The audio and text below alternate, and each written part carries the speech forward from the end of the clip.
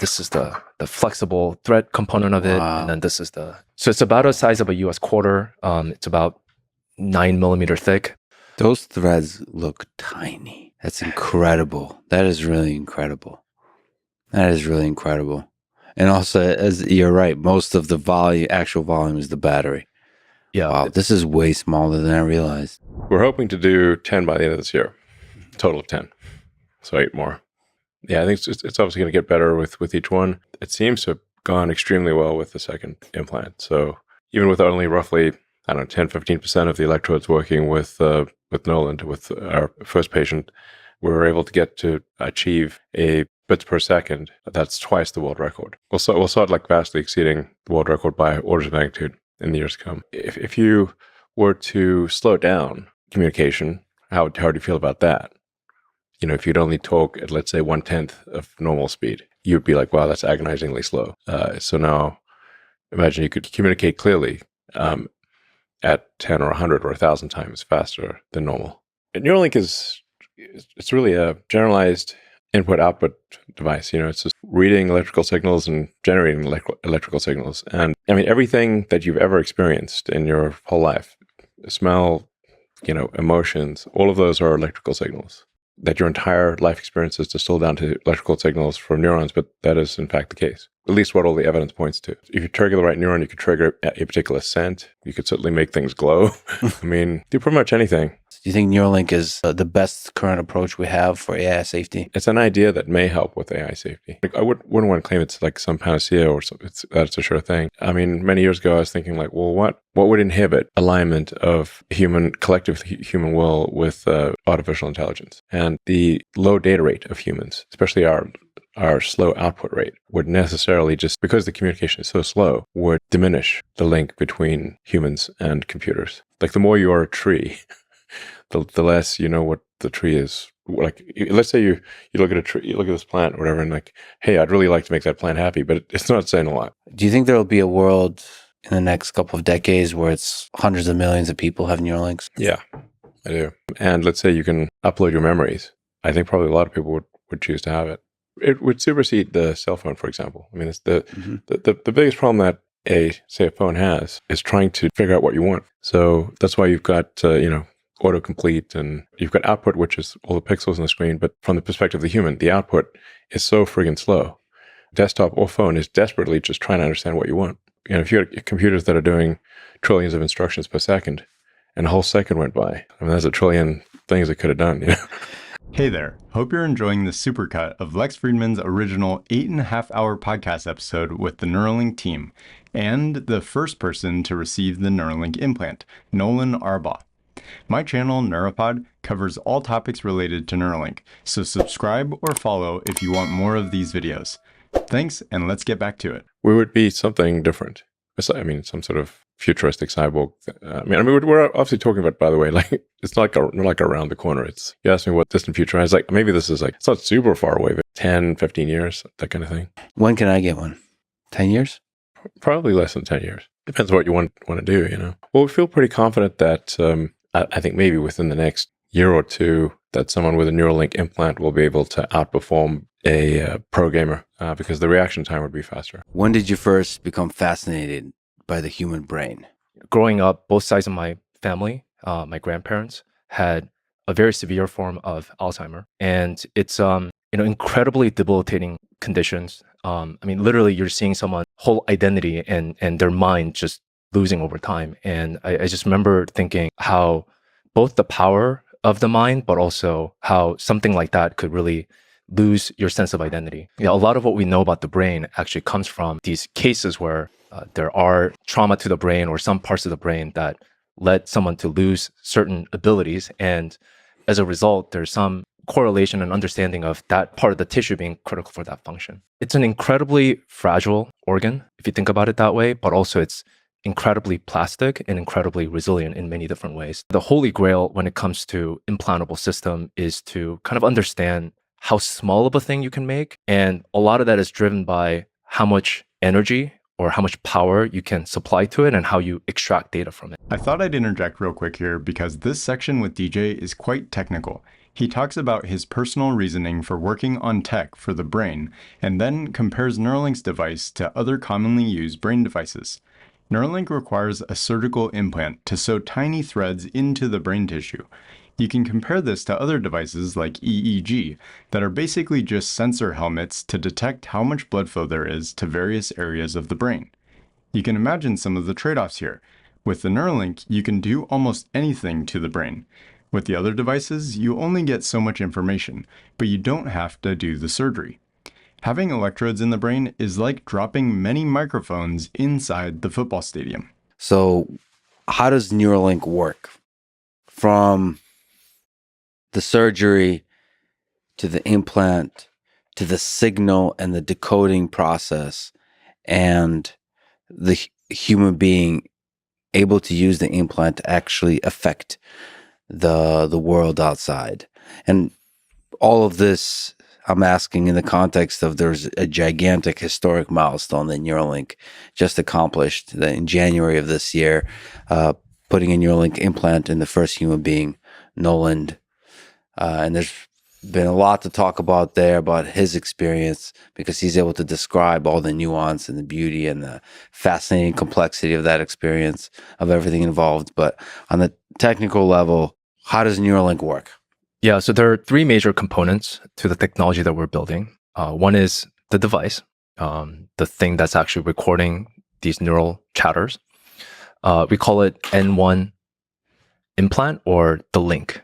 And we have a surgical robot that's actually doing an implantation of these tiny, tiny wires that we call threads that are smaller than human hair. And once everything is surgerized, you have these neural signals, these spiking neurons that are coming out of the brain. And you need to have some sort of software to decode what the users intend to do with that. So there's what's called a Neuralink application or B1 app that's doing that translation. It's running the very, very simple machine learning model that decodes these inputs that are neural signals and then convert it to a set of outputs that allows our participant, first participant Noland, to be able to control a cursor on the screen. And this is done wirelessly. And this is done wirelessly. So we our implant is actually a two-part. The link has these flexible tiny wires called threads that have multiple electrodes along its length, and they're only inserted into the cortical layer, which is about 3 to 5 millimeters in a human brain, in the motor cortex region. That's where the kind of the intention for movement lies in. And we have 64 of these threads, each thread having 16 electrodes along, the span of 3 to 4 millimeters, separated by 200 microns. So you can actually record along the depth of the insertion. And based on that signal, there's custom, integrated circuit or ASIC that we built that amplifies the neural signals that you're recording and then digitizing it, and then has some mechanism for detecting whether there was an interesting event, that is a spiking event, and decide to send that or not send that through Bluetooth to an external device, whether it's a phone or a computer that's running this Neuralink application. So there's onboard signal processing already just to decide whether this is an interesting event or not. So there is some computational power on board in addition to the human brain. Yeah, so it does the signal processing to kind of really compress the amount of signal that you're recording. So we have a total of 1,000 electrodes sampling at just under 20 kilohertz with 10 bit each. So that's 200 megabits that's coming through to the chip from 1,000 channel simultaneous neural recording. And that's quite a bit of data. And there are technology available to send that off wirelessly, but being able to do that in a very, very thermally constrained environment that is a brain. So there has to be some amount of compression that happens to send off only the interesting data that you need, which in this particular case for motor decoding is occurrence of a spike or not, and then being able to use that to decode the intended cursor movement. So the implant itself processes it, figures out whether a spike happened or not with our spike detection algorithm, and then sends it off, packages it, send it off through Bluetooth to an external device that then has the model to decode, okay, based on these spiking inputs, did Noland wish to go up, down, left, right, or click, or right click, or whatever? All of this is really fascinating, but let's stick on the N1 implant itself. So the thing that's in the brain. So I'm looking at a picture of it. There's an enclosure. There's a charging coil. So we didn't talk about the charging, which is fascinating. The battery, the power electronics, the antenna. Then there's the signal processing electronics. I wonder if there's more kinds of signal processing you can do. That's another question. And then there's the threads themselves with the enclosure on the bottom. So maybe to ask about the charging. So there's an external charging device. Mm-hmm. Yeah, there's an external charging device. So yeah, the second part of the implant, the threads are the ones, again, just the last 3 to 5 millimeters are the ones that are actually penetrating the cortex. Yeah. Rest of it is, actually most of the volume is occupied by the battery, rechargeable battery. And it's about the size of a quarter. I actually have a device here if you want to take a look at it. This is the flexible thread component of it, and then this is the implant. So it's about the size of a US quarter. It's about 9 millimeter thick. So basically, this implant, once you have the craniectomy and the thorectomy, threads are inserted, and the hole that you created, this craniectomy, gets replaced with that. So basically, that thing plugs that hole, and you can screw in these self-drilling cranial screws to hold it in place. And at the end of the day, once you have the skin flap over, there's only about 2 to 3 millimeters that's obviously transitioning off of the top of the implant to where the screws are, and that's the minor bump that you have. Those threads look tiny. That's incredible. That is really incredible. That is really incredible. And also, as you're right, most of the actual volume is the battery. Yeah. Wow, this is way smaller than I realized. They are also, the threads themselves are quite strong. They look strong. And the thread themselves also has a very interesting feature at the end of it called the loop. And that's the mechanism to which the robot is able to interface and manipulate this tiny hair-like structure. And they're tiny. So what's the width of a thread? Yeah, so the width of a thread starts from 16 micron and then tapers out to about 84 micron. So, average human hair is about 80 to 100 micron in width. This thing is amazing. This thing is amazing. Yes, most of the volume is occupied by the battery, rechargeable lithium-ion cell, and the charging is done through inductive charging, which is actually very commonly used. Your cell phone, most cell phones have that. The biggest difference is that for us, usually when you have a phone and you want to charge it on a charging pad, you don't really care how hot it gets. Whereas for us, it matters. There's a very strict regulation and good reasons to not actually increase the surrounding tissue temperature by 2 degrees Celsius. So there's actually a lot of innovation that is packed into this to allow charging of this implant without causing that temperature threshold to reach. And even small things like you see this charging coil and what's called a ferrite shield, right? So without that ferrite shield, what you end up having when you have resonant inductive charging is that the battery itself is a metallic can, and you form these eddy currents from external charger, and that causes heating, and that actually contributes to inefficiency in charging.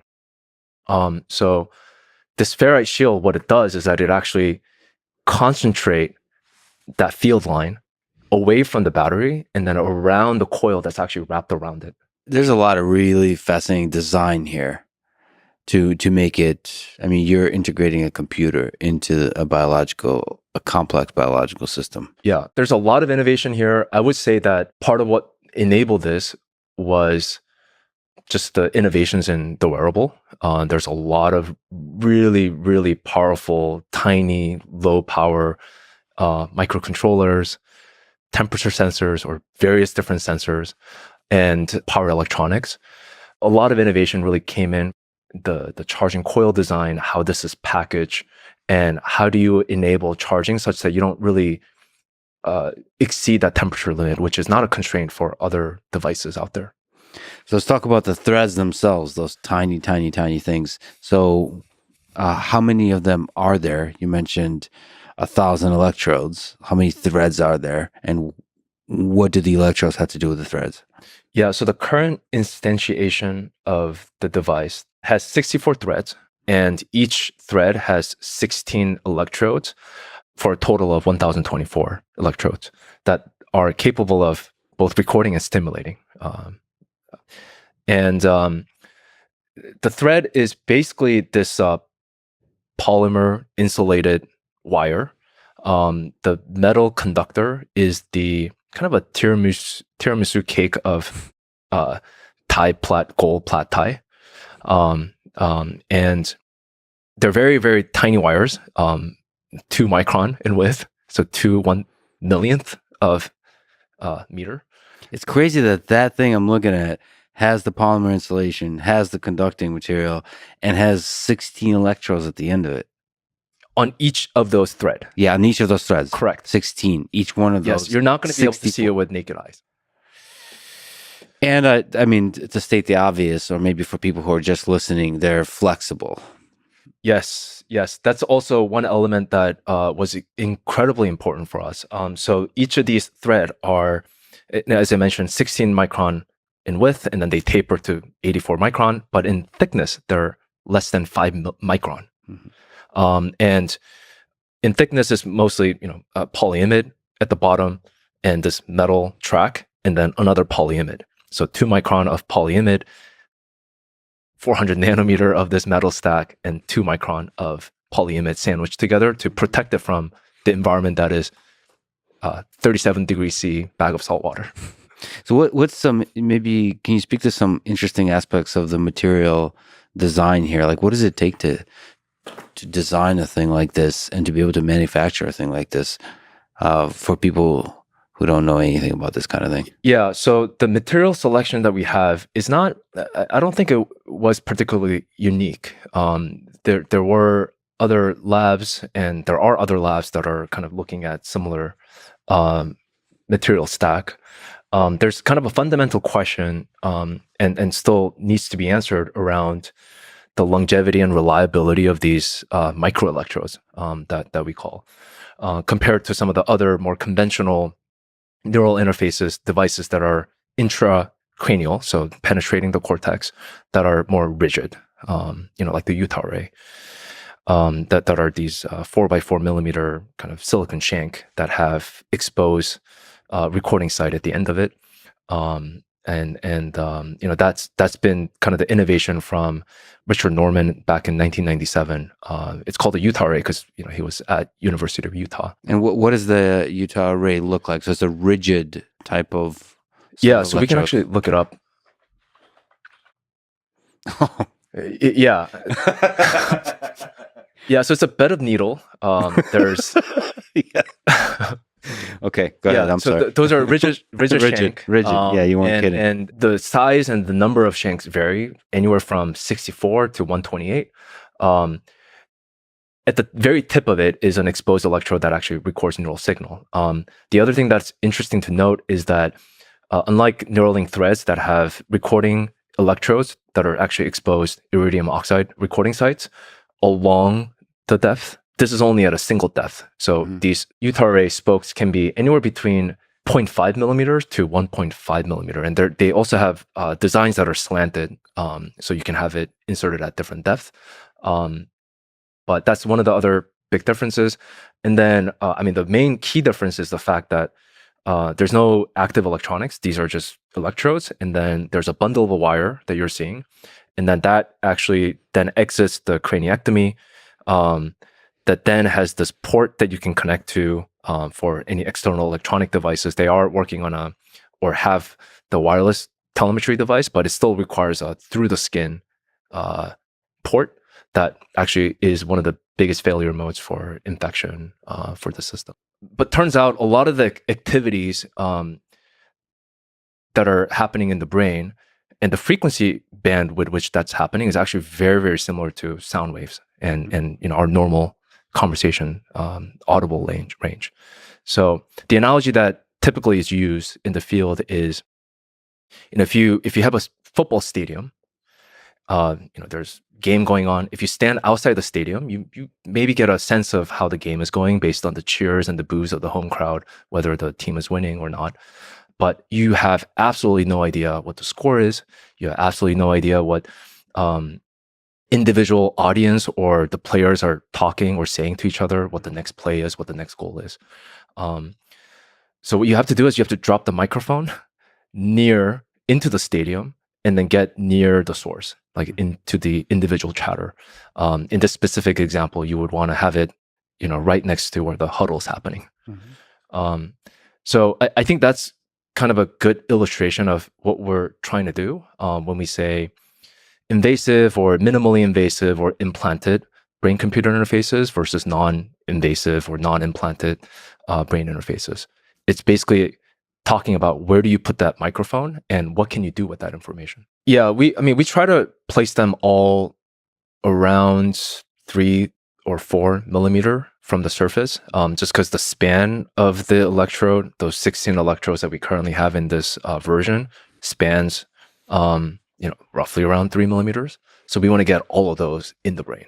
Yeah, each electrode can record from anywhere between 0 to 40, as I mentioned earlier. But practically speaking, we only see about at most like 2 to 3. And you can actually distinguish which neuron it's coming from by the shape of the spikes. Oh, cool. So I mentioned the spike detection algorithm that we have. Mm-hmm. It's called BOSS algorithm, Buffer Online Spike Sorter. Nice. It actually outputs at the end of the day 6 unique values, which are kind of the amplitude of these like negative going hump, middle hump, like positive going hump, and then also the time at which these happen. And from that, you can have kind of a statistical probability estimation of, is that a spike? Is it not a spike? And then based on that, you could also determine, that spike looks different than that spike must come from a different neuron. The end-to-end, we say patient in to patient out, is anywhere between 2 to 4 hours. In particular case for Noland, it was about 3.5 hours. And there's many steps leading to, the actual robot insertion, right? So there's anesthesia, induction, and we do intra-op CT imaging to make sure that we're, drilling the hole in the right location. And this is also pre-planned beforehand. Someone like Noland would go through fMRI, and then they can think about wiggling their hand. Obviously due to their injury, it's not going to actually lead to any sort of intended output, but it's the same part of the brain that actually lights up when you're imagining moving your finger to actually moving your finger. And that's one of the ways in which we can actually know where to place our threads, because we want to go into what's called the hand knob area in the motor cortex, and as much as possible densely put our electrode threads. But we practice this surgery with the person, Noland's basically physiology and brain, many times prior to actually doing the surgery. So every step. Yeah, like where does someone stand? What you're looking at is the picture. This is in our office of this kind of corner of the robot engineering space that we have created, this like mock OR space that looks exactly like what they would experience, all the staff would experience during their actual surgery. So it's just kind of like any dance rehearsal where exactly where you're going to stand at what point. And you just practice that over and over and over again with an exact anatomy of someone that you're going to surgerize. And it got to a point where a lot of our engineers, when we created a craniectomy, they're like, that looks very familiar. We've seen that before. Yeah, man. at the end of the day, the gold standard is to look at the tissue. What sort of trauma did you cause the tissue, and does that correlate to whatever behavioral anomalies that you may have seen? That's the language to which we can communicate about the safety of inserting something into the brain and what type of trauma that you can cause. So, the governing agencies that scrutinize every medical device that gets marketed, and I think it's a good thing. It's good to have those high standards, and we try to hold extremely high standards to kind of understand what sort of damage, if any, these innovative emerging technologies and new technologies that we're building are. So far, we have been extremely impressed by lack of immune response from these threads.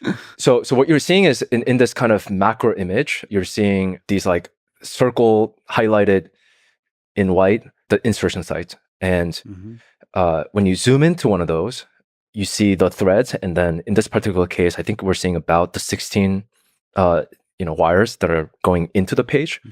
And the incredible thing here is the fact that you have the neurons that are these brown structures or brown circular or elliptical thing that are actually touching and abutting the threads.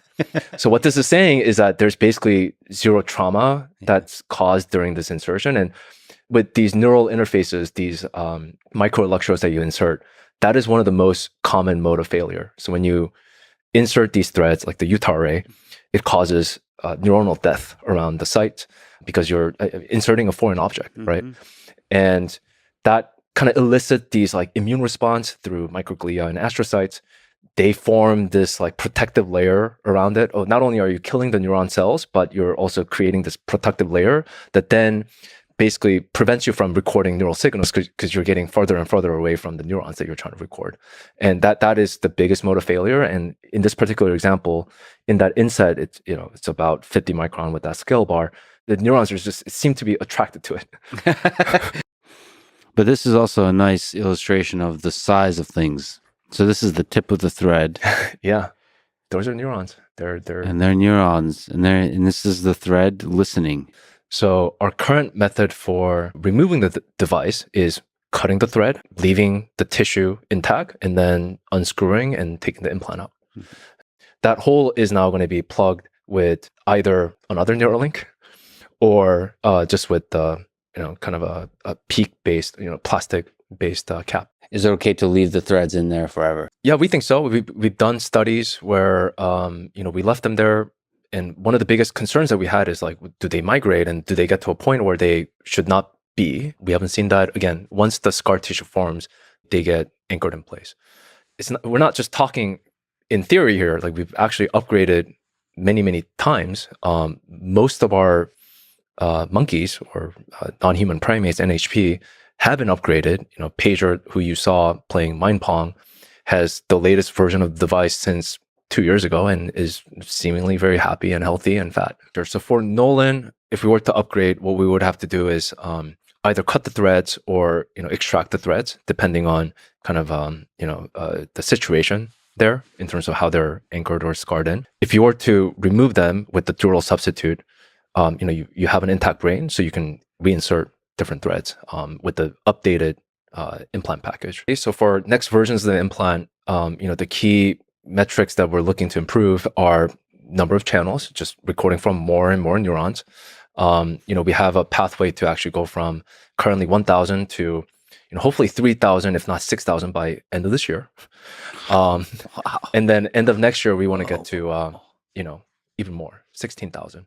Is it possible to have multiple Neuralink devices as one of the ways of scaling? Our monkeys have had 2 Neuralinks, one in each hemisphere.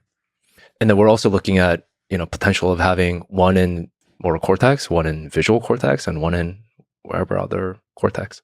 Restoring sight for blind people.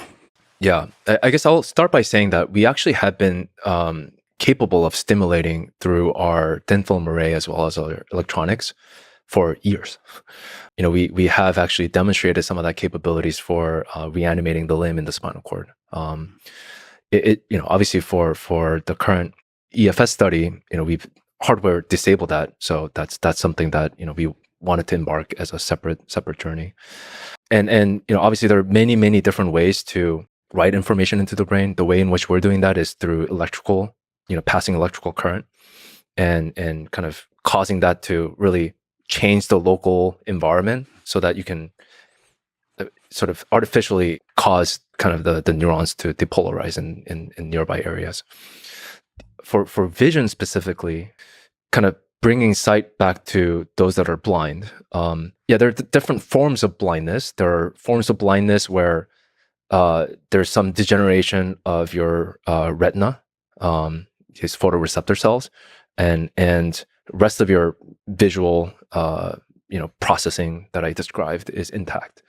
And for those types of individuals, you may not need to maybe stick electrodes into the visual cortex. You can actually build retinal prosthetic devices that actually just replaces the function of that retinal cells that are degenerated. And there are many companies that are working on that. But that's a very small slice, albeit significant, still smaller slice of folks that are legally blind. If there's any damage along that circuitry, whether it's in the optic nerve or just the LGN circuitry or any break in that circuit, that's not going to work for you. The source of where you need to actually cause that visual percepts to happen, because your biological mechanism is not doing that, is by placing electrodes in the visual cortex in the back of your head. And the way in which this would work is that you would have an external camera, whether it's something as unsophisticated as a GoPro, or some sort of wearable Ray-Ban type glasses that Meta's working on, that captures a scene, right? And that scene is then converted to a set of electrical impulses or stimulation pulses that you would activate in your visual cortex through these thin film arrays. And by playing some concerted kind of orchestra of these stimulation patterns, you can create what's called phosphenes, which are these kind of white yellowish dots that you can also create by just pressing your eyes. Mm-hmm. You can actually create those percepts by stimulating the visual cortex. And the name of the game is really have many of those and have those percepts the phosphenes be as small as possible, so that you can start to tell apart, like they're the individual pixels of the screen, right? So if you have many of those, potentially you'll be able to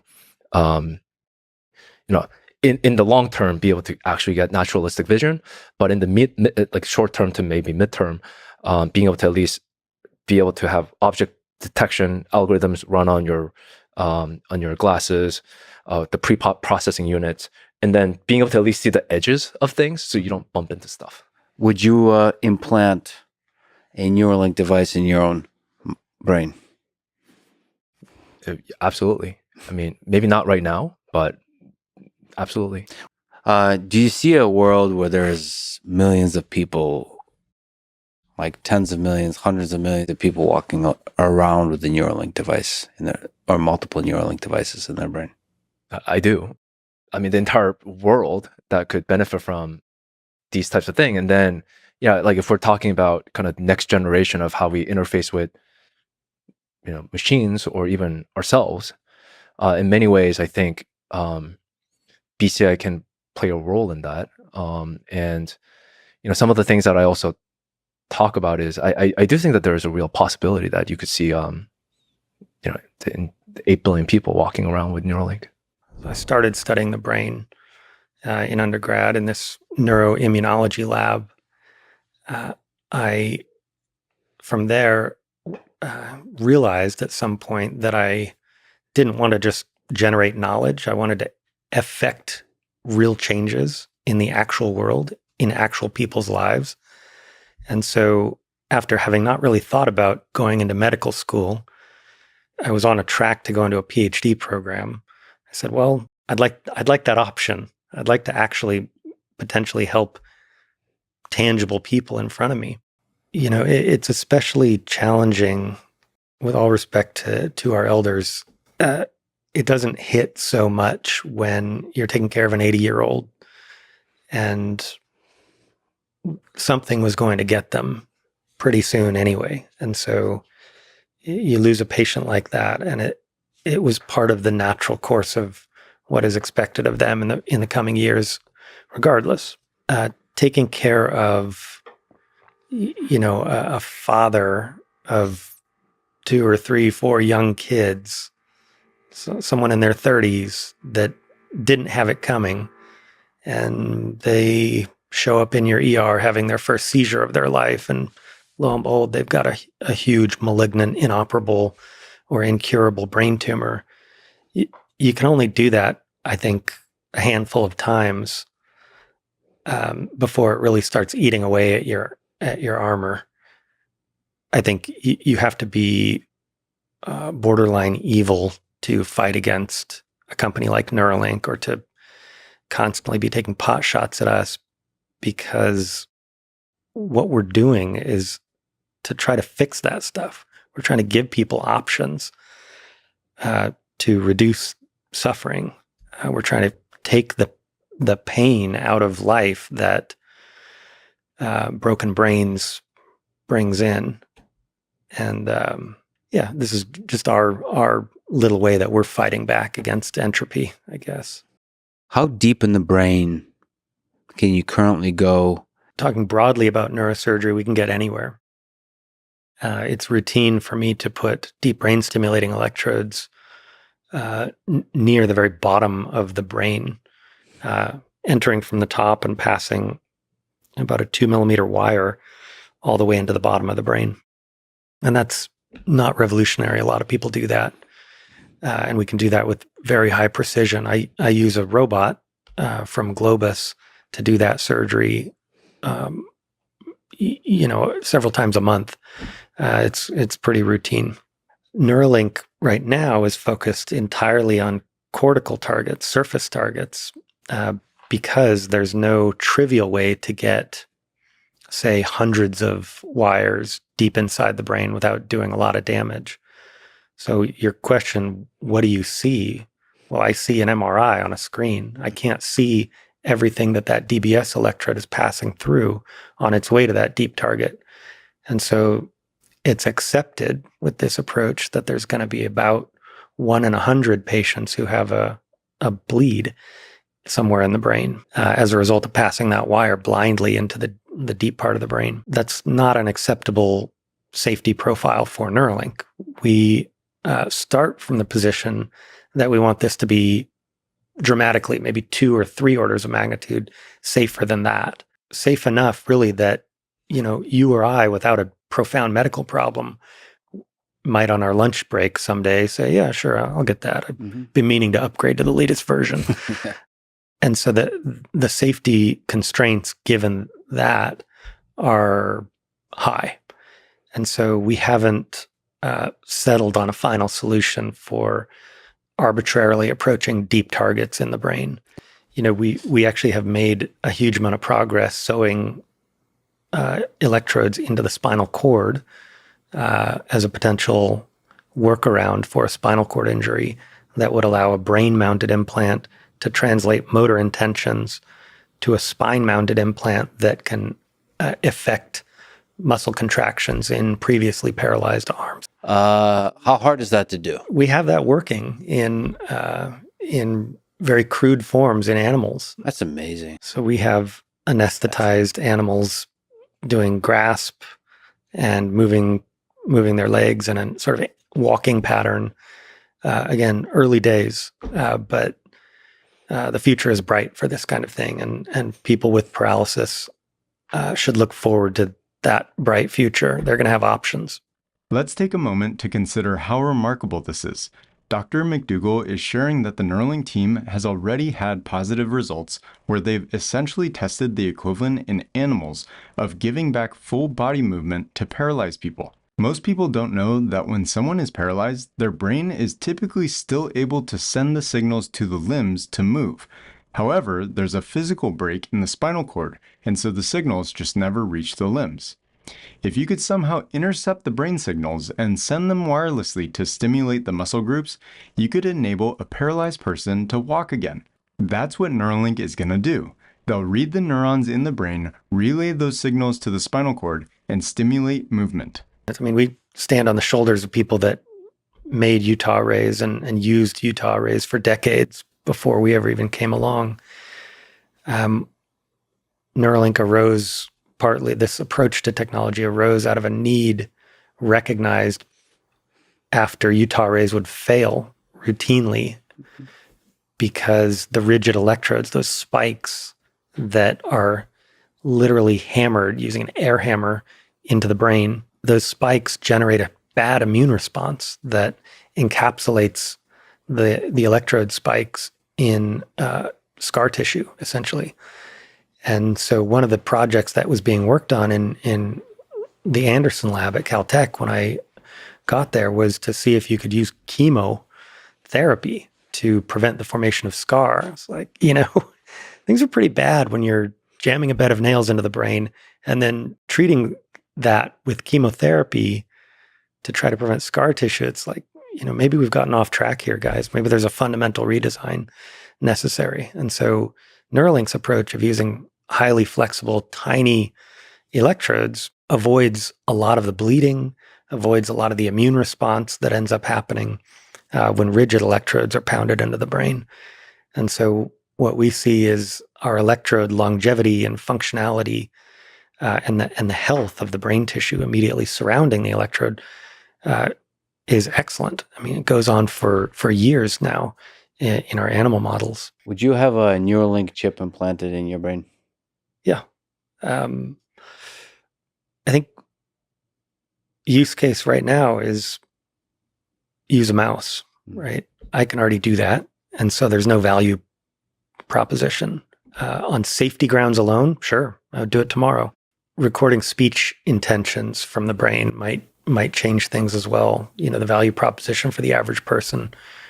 A keyboard is a pretty clunky human interface, requires a lot of training. It's, highly variable in the maximum performance that the average person can achieve. Taking that out of the equation and just having a natural, word to computer interface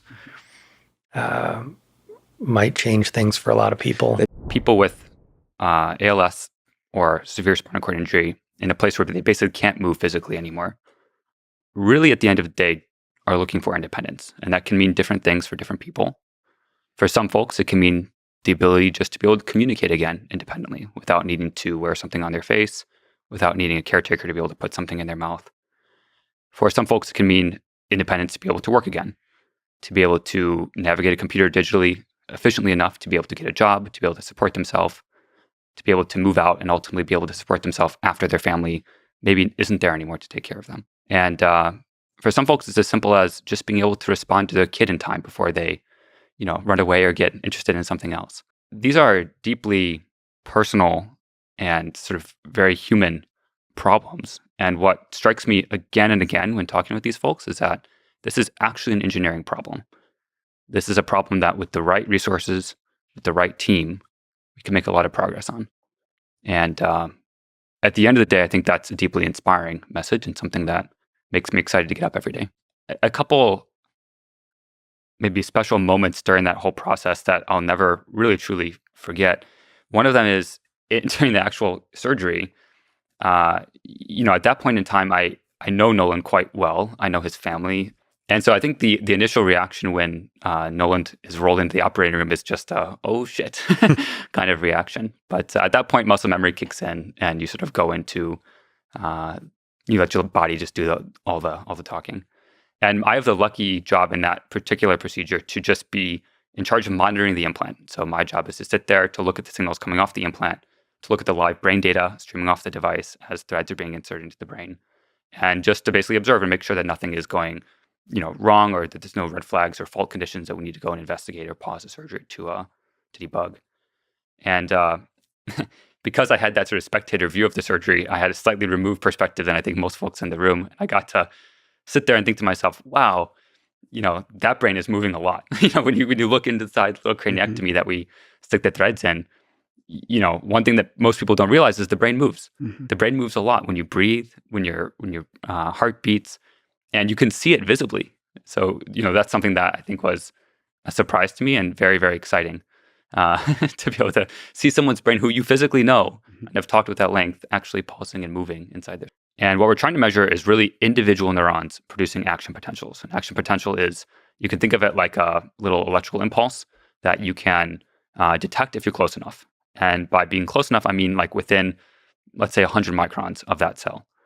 And 100 microns is a very, very tiny distance. And so the number of neurons that you're going to pick up with any given electrode is just a small radius around that electrode. Mm-hmm. I mean, there's always going to be a bottleneck, but what's the current bottleneck? Yeah, a couple things. So kind of hilariously, Bluetooth low energy protocol has some restrictions on how fast you can communicate. So the protocol itself establishes a standard of, the most frequent sort of updates you can send are on the order of 7.5 milliseconds. And as we push latency down to the level of sort of individual spikes impacting control, that level of resolution, that kind of protocol is going to become a limiting factor at some scale. So again, our goal is to provide the user the ability to control the computer as well as I can, and hopefully better. And that means that they can do it at the same speed as what I can do. It means that they have access to all the same functionality that I have, including all those little details like command tab, command space, all this stuff. They need to be able to do it with their brain, and with the same level of reliability as what I can do with my muscles. And that's a high bar. And so we intend to measure and quantify every aspect of that to understand how we're progressing towards that goal. There's many ways to measure BPS, by the way. This isn't the only way. But we present the user a grid of targets, and basically we compute a score, which is dependent on how fast and accurately they can select, and then how small are the targets. And the more targets that are on the screen, the smaller they are, the more information you present per click. But at which point does he no longer visualize the movement of his body and is just visualizing the movement of the cursor? Yeah. How quickly does he go from, how quickly does he get there? So this happened on a Tuesday. I remember this day very clearly because at some point during the day, it looked like he wasn't doing super well. Like it looked like the model wasn't performing super well, and he was like getting distracted. But it wasn't the case. Like what actually happened was he was trying something new, where he was just controlling the cursor. So he wasn't imagining moving his hand anymore. He was just imagining, I don't know what it is, some like abstract intention to move the cursor on the screen. And I cannot tell you what the difference between those two things are. I really truly cannot. He's tried to explain it to me before. I cannot, give a first-person account of what that's like. But the expletives that he uttered in that moment were, enough to suggest that it was a very qualitatively different experience for him to just have direct neural control over a cursor. On the technology entering the world side of things, I'm really excited to understand how this device works for folks that, cannot speak at all, that have no ability to sort of bootstrap themselves into useful control by voice command, for example, and are extremely limited in their current capabilities. I think that will be an incredibly useful signal for us to understand, really what is an existential threat for all startups, which is product market fit. Does this device have the capacity and potential to transform people's lives in the current state? And if not, what are the gaps? And if there are gaps, how do we solve them most efficiently? So that's what I'm very excited about for the next sort of year or so of clinical trial operations. On the technology side, I'm quite excited about basically everything we're doing. I think it's going to be awesome. The most prominent one I would say is scaling channel count. So right now we have a 1,000 channel device. The next version will have between 3,000 and 6,000 channels, and I would expect that curve to continue in the future. And it's unclear what set of problems will just disappear completely at that scale, and what set of problems will remain and require further focus. And so I'm excited about the clarity of gradient that gives us in terms of the user experience that we choose to focus our time and resources on, and also in terms of even things as simple as non-stationarity. Like, does that problem just completely go away at that scale? Or do we need to come up with new creative UXs still, even at that point? You had a diving accident in 2016 that left you paralyzed with no feeling from the shoulders down. How did that accident change your life? It was sort of a freak thing that happened. Imagine you're running into the ocean. Although this is a lake, but you're running into the ocean and you get to about waist high, and then you kind of like dive in, take the rest of the plunge under the wave or something. That's what I did. And then I just never came back up. Not sure what happened. I did it running into the water with a couple of guys. And so my idea of what happened is really just that I took like a stray fist, elbow, knee, foot, something to the side of my head. The left side of my head was sore for about a month afterwards. So must have taken a pretty big knock.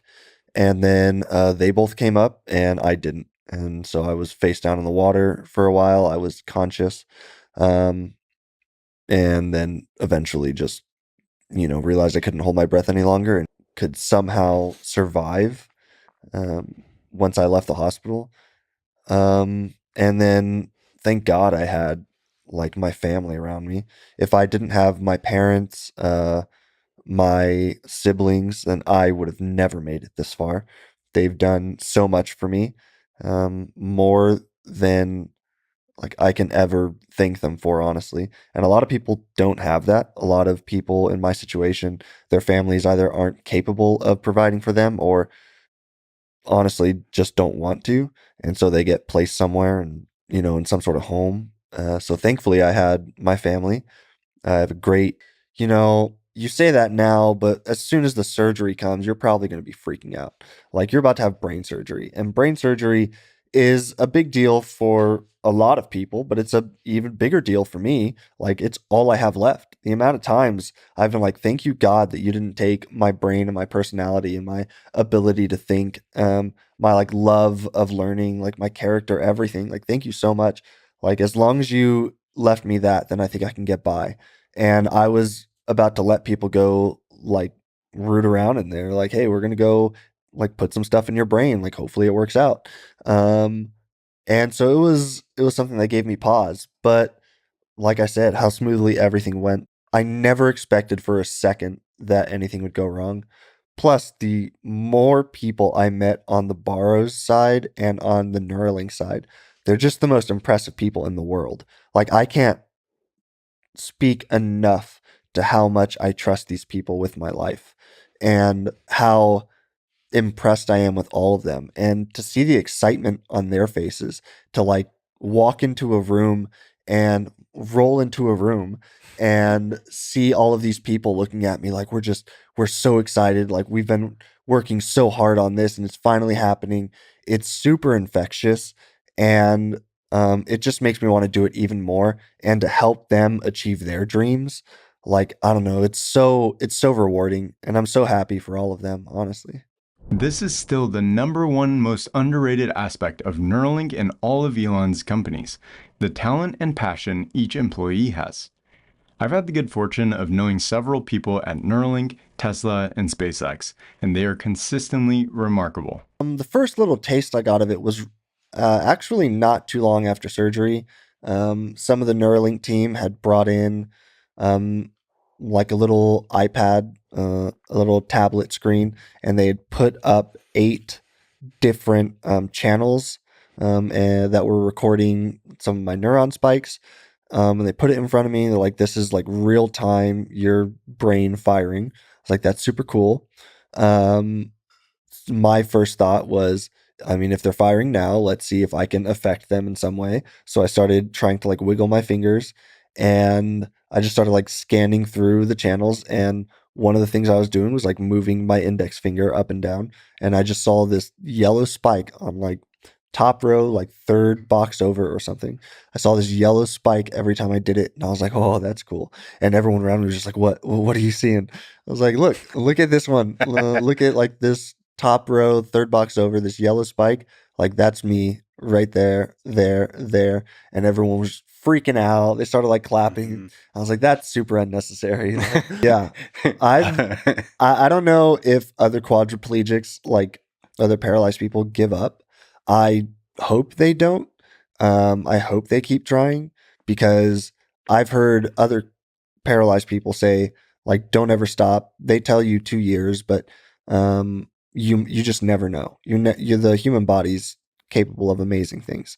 So I've heard other people say, don't give up. Like I think one girl had spoken to me through some family members and said that she had been paralyzed, for 18 years, and she'd been trying to like wiggle her index finger for all that time, and she finally got it back like 18 years later. So like I know that it's possible, and I'll never give up doing it. I do it when I'm lying down like watching TV. I'll find myself doing it kind of just almost like on its own. It's just something I've gotten so used to doing that I don't know, I don't think I'll ever stop. Something that I think Neuralink gave me that I can't thank them enough for, like I can't show my appreciation for it enough, was being able to visually see that what I'm doing is actually having some effect. Yeah. It's a huge part of the reason why, like, I know now that I'm going to keep doing it forever. Because before Neuralink, I was doing it every day, and I was just assuming that things were happening. Like, it's not like I knew. I wasn't getting back any mobility or sensation or anything. So I could have been running up against a brick wall for all I knew. Mhm. And with Neuralink, I get to see like all the signals happening real time. And I get to see that, you know, what I'm doing can actually be mapped. You know, when we started doing like click calibrations and stuff, when I go to click my index finger for a left click, that it actually recognizes that. Like it changed how I think about what's possible with like retraining my body to move. And so yeah, I'll never give up now. It it blew my mind, like no pun intended, blew my mind when I first moved the cursor just with my thoughts and not attempting to move. It's something that I found like over the couple of weeks, like building up to that. As I get better cursor controls, like the model gets better, then it gets easier for me to, like, I don't have to attempt as much to move it. And part of that is something that I'd even talked with them about when I was watching the signals of my brain one day. I was watching when I like attempted to move to the right, and I watched the screen as like I saw the spikes. Like I was seeing the spike, the signal was being sent before I was actually attempting to move. I imagine just because, you know, when you go to say move your hand or any body part, that signal gets sent before you're actually moving, has to make it all the way down and back up before you actually do any sort of movement. So there's a delay there. And I noticed that there was something going on in my brain before I was actually attempting to move, that my brain was like anticipating what I wanted to do. And that all started sort of, I don't know, like percolating in my brain. Like it was just sort of there, like always in the back. Like, that's so weird that it could do that. It kind of makes sense, but I wonder what that means as far as like using the Neuralink, you know. And then as I was playing around with the attempted movement and playing around with the cursor, and I saw that like as the cursor control got better, that it was anticipating my movements and what I wanted it to do, like cursor movements, what I wanted it to do a bit better and a bit better. And then one day I just randomly, as I was playing WebGrid, I like looked at a target before I had started like attempting to move. I was just trying to like get over, like train my eyes to start looking ahead, like, okay, this is the target I'm on, but if I look over here to this target, Yeah. I know I can like maybe be a bit quicker getting there. And I looked over and the cursor just shot over. It it was wild. Like I had to take a step back. Like I was like, this should not be happening. All day I was just smiling. I was so giddy. I was like, guys, do you know that this works? Like I can just think it and it happens. Which like they'd all been saying this entire time, like, I can't believe like you're doing all this with your mind. I'm like, yeah, but is it really with my mind? Like I'm attempting to move and it's just picking that up. So it doesn't feel like it's with my mind. But when I moved it for the first time like that, it was, oh man, it made me think that this technology, that what I'm doing is actually way more impressive than I ever thought. It was way cooler than I ever thought. And it just opened up a whole new world of possibilities of like what could possibly happen with this technology and what I might be able to be capable of with it. What did it feel like with the retractions, that there was some of the threads retracted? It sucked. It was really, really hard. The day they told me was the day of my big Neuralink tour at their Fremont facility. They told me like right before we went over there. It was really hard to hear. My initial reaction was, all right, go in, fix it. Like go in, take it out and fix it. The first surgery was so easy. Like I went to sleep. A couple hours later, I woke up and here we are. I didn't feel any pain, didn't take like any pain pills or anything. So I just knew that if they wanted to, they could go in and put in a new one like next day if that's what it took. Because I wanted it to be better, and I wanted not to lose the capability. I had so much fun playing with it for a few weeks, for a month, I had like it had opened up so many doors for me. It had opened up so many more possibilities that I didn't want to lose it after a month.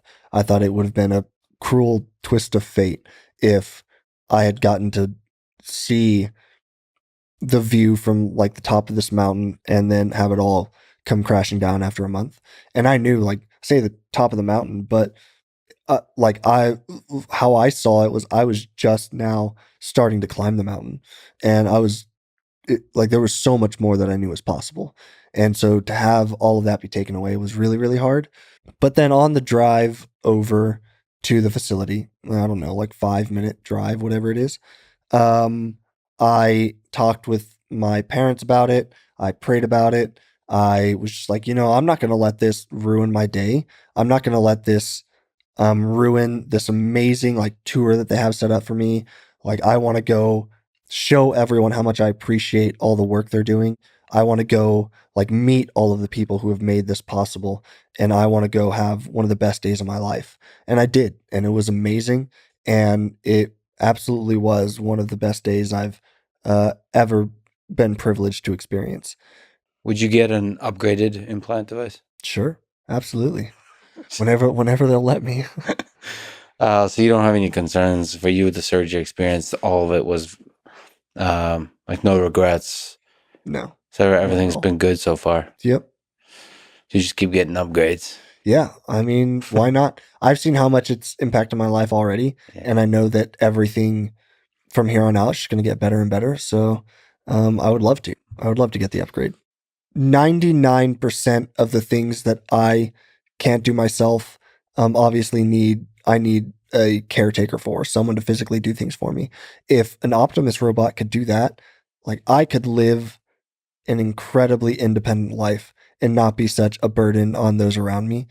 And it would change the way people like me live, at least until whatever this is gets cured. But being able to interact with the world physically like that would just be amazing. And they're not just like for having it be a caretaker or something, but something like I talked about, just being able to read a book. Imagine an Optimus robot just being able to hold a book open in front of me, like get that smell again. I might not be able to feel it at that point. Or maybe I could again with the sensation and stuff, but there's something different about reading like a physical book than staring at a screen or listening to an audiobook. I actually don't like audiobooks. I've listened to a ton of them at this point, but I don't really like them. I would much rather like read a physical copy. So one of the things you would love to be able to experience is opening the book, bringing it up to you, and to feel the touch of the paper. Yeah. Oh man, the touch, the smell. I mean, it's just something about the words on the page, and they've replicated that page color on like the Kindle and stuff. Yeah, it's just not the same. So just something as simple as that. Thanks for watching the Supercut. Noland also gave a speech at Neuralink's office in Fremont, California, both thanking the team and answering some of their questions. If you're interested in a shortened version of that speech, check out this video here. My name is Ryan Tanaka. Thanks for watching and subscribing to or following Neura Pod.